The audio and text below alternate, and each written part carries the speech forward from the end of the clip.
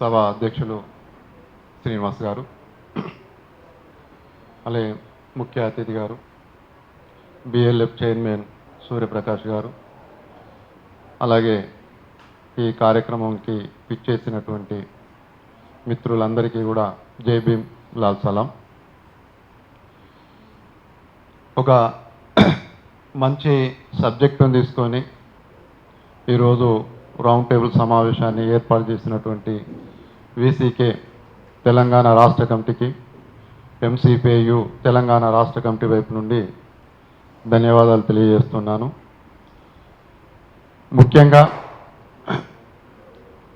ఈరోజు ప్రజా సమస్యలన్నిటిని కూడా కనుమరుగయ్యేటట్టుగా, అదేవిధంగా జాతుల యొక్క స్వయం నిర్ణయాధికారం, భాషల యొక్క స్వయం నిర్ణయాధికారం, పరిపాలన విధానం యొక్క స్వయం నిర్ణయాధికారాన్ని హరించే విధంగా కేంద్రంలో ఉండబడినటువంటి ప్రభుత్వం అనుసరిస్తున్నటువంటి విధానాల ఫలితంగా ఈరోజు అసలు ప్రజల యొక్క మౌలిక సమస్యలే పక్కదారి పడుతున్నటువంటి నేపథ్యంలో జమిలీ ఎన్నికల విధానాన్ని తీసుకురావడం, ఈ జమిలీ ఎన్నికలతోటి కేంద్రంలో ప్రజాస్వామ్య వ్యవస్థను పాతరవేసి ఒక నియంతృత్వ వ్యవస్థను పునరుద్ధరించేటువంటి ప్రయత్నం జరుగుతుండడం, దాంట్లో భాగంగానే ఈరోజు దక్షిణాది ఉత్తరాది అనేటువంటి సమస్యను కూడా కావాలనే తెర మీదకి బీజేపీ తీసుకొస్తూ ఉన్నటువంటి విషయాన్ని కూడా గమనంలో పెట్టుకోవాల్సినటువంటి అవసరం ఉంది. అందులో డీలిమిటేషన్లో పార్లమెంటు స్థానాల యొక్క సంఖ్యను కూడా పెంచేటువంటి విషయాన్ని ఈరోజు చర్చనీయాంశం చేసి మొన్న కేంద్ర బడ్జెట్లో దక్షిణాదికి చేసినటువంటి అన్యాయాన్ని దక్షిణాది ప్రజలు మర్చిపోయే విధంగా ఈ యొక్క సమస్యను కూడా ఒక చర్చనీయాంశం చేస్తున్నటువంటి విషయాలను కూడా మనం గమనంలో పెట్టుకోవాల్సినటువంటి అవసరం ఉంది.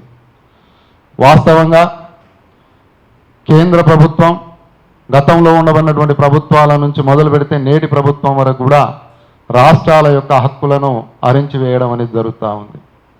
కేంద్రం చేతిలో ప్రధానంగా ఒక 5-6 మాత్రమే హక్కులు ఉండి, అధికారాలు ఉండి, మిగతా అన్నీ కూడా రాష్ట్రాల చేతుల్లోనే ఉండాల్సినటువంటి అవసరం ఉంది. ఆ రకంగా ఇవాళ కేంద్రంలో రక్షణ రంగం కానీ, రైల్వే రంగం కానీ, అలాగే తంతి తపాలా కానీ, ఈ ఫైనాన్స్ కానీ, ఇలాంటి ఒక అత్యున్నతమైనటువంటి ఒక 4-5 రంగాల మీద మాత్రమే కేంద్రం తన చేతిలో పెట్టుకొని మిగతా అన్ని విషయాల్లో కూడా రాష్ట్రాలకు గనక అధికారాలు ఇచ్చినట్లయితే ఈరోజు ఈ దేశంలో ఈ యొక్క ఆర్థిక అసమానతలు ఈ రకంగా పెరగకపోవడానికి కారణమయ్యేటువంటి, ఇప్పటికీ కూడా విద్యను రాష్ట్రాల చేతుల్లో ఉన్నప్పటికీ ఈ విద్య మీద కూడా కేంద్ర ప్రభుత్వమే తన ఆధిపత్యాన్ని లాక్కునేటువంటి ప్రయత్నం చేస్తూ ఉన్నది. అందులో భాగంగానే యూజీసీల మీద తన కంట్రోల్లోకి తీసుకునేటువంటి ఒక ప్రయత్నం చేయడం అనేది జరుగుతూ ఉన్నది.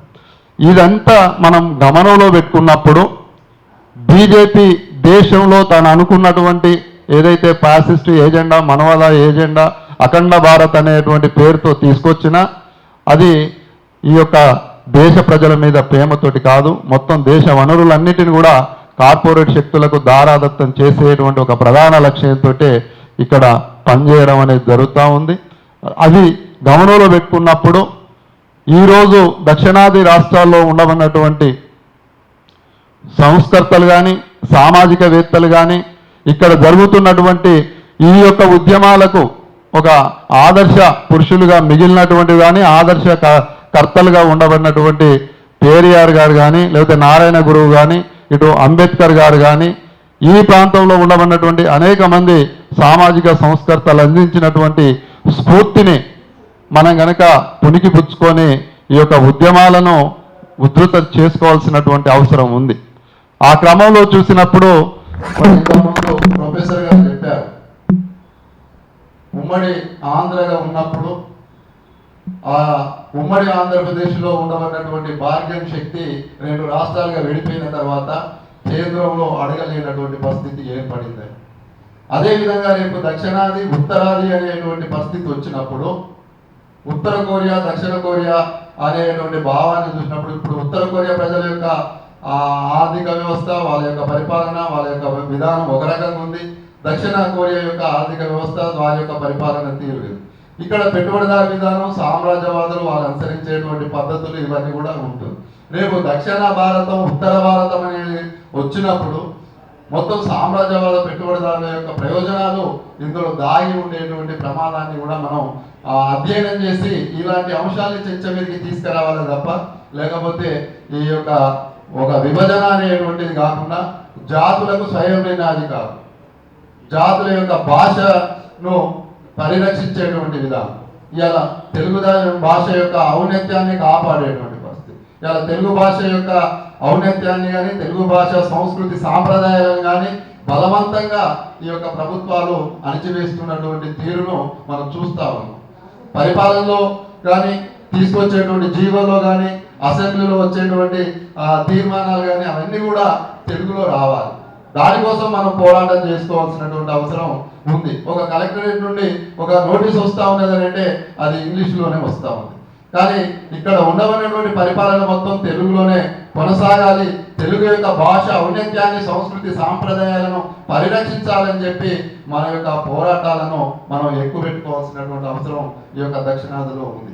ఇక్కడ తెలుగు, అటు ఆంధ్రలో తెలుగు, అటైనే కర్ణాటకలో కన్నడం, అలాగే తమిళం, అలాగే కేరళలో ఉన్నటువంటి అక్కడ మలయాళం, ఈ రకంగా ఏ రాష్ట్రానికి ఆ రాష్ట్రం యొక్క భాషల యొక్క ఔన్నత్యాన్ని మనం పరిరక్షించుకుంటూ మన యొక్క కార్యక్రమాన్ని కనుక ముందుకు తీసుకెళ్లేటువంటి విషయాన్ని మనం ఆలోచించాలని చెప్పి కోరుతూ, ఏదైతే ఇంతకుముందు 1971 జనాభా లెక్కల ప్రకారం ఈ యొక్క డీలిమిటేషన్ జరగాలి అని అంటే దానికే కట్టుబడి చేయడం మంచిది.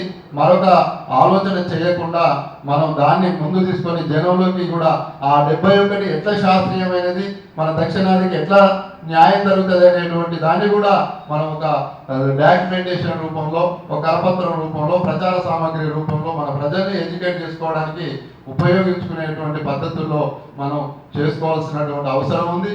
అదేవిధంగా మరి శ్రీనివాస్ గారు మాట్లాడుతున్నప్పుడు చెప్పారు, దక్షిణాదికి ఒక పార్లమెంటు, ఉత్తరాదికి ఒక పార్లమెంటు.